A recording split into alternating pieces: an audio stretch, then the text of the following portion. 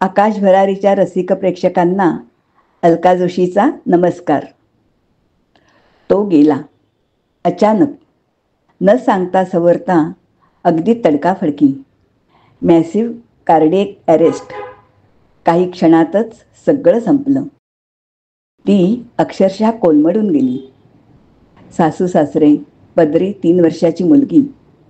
बाकी सगळं ठीक होतं, पण अनपेक्षित धक्क्यातून सावरून सगळी सूत्र हातात घेऊन उभं राहणं म्हणावं तितके सोपं नव्हतं.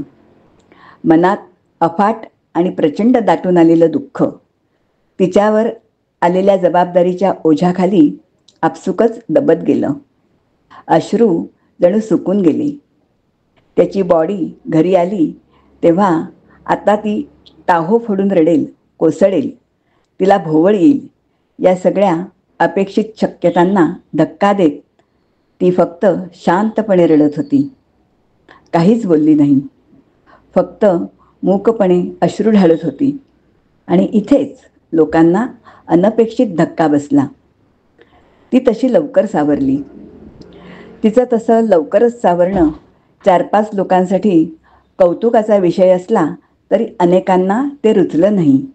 हे काय, नवरा गेल्याचं दुःख नाही म्हणजे? मनाची नाही तर निदान जनाची तरी?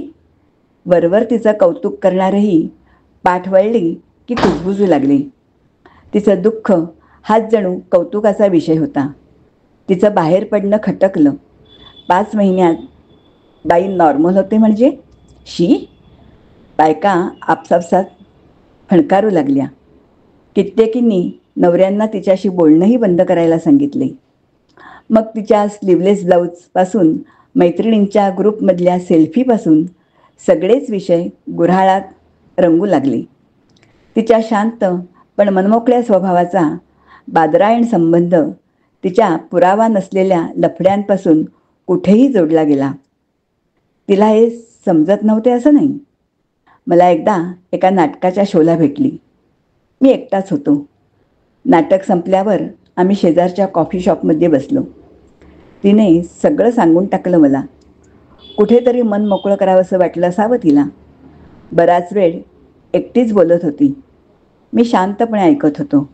सचिन, तुला सांगू, लोकांना आजही बाईचं दुःखच कौतुकाचं वाटतं का रे? वर्षभर मी घरात कोंडून घेतलं असतं, सणासमारंभाला कुठे गेले नसते तर लोकांना कौतुक वाटलं असतं का रे? दुःख ग्लोरीफाय करणं हेच सगळ्यांना हवंय. पण एखादी स्त्री गंभीरपणे उभी राहिली, ठामपणे घराबाहेर पडली, दुःख विसरून पदर खचून परिस्थितीचा स्वीकार करते, हे आजही पचनी पडत नाही. तुला सांगू, मी जितकी भावनाप्रधान आहे तितकीच प्रॅक्टिकलही आहे. तरुणपणात नवरा गेल्याचं दुःख माझं मलाच माहीत. ते माझं प्राप्त नाही.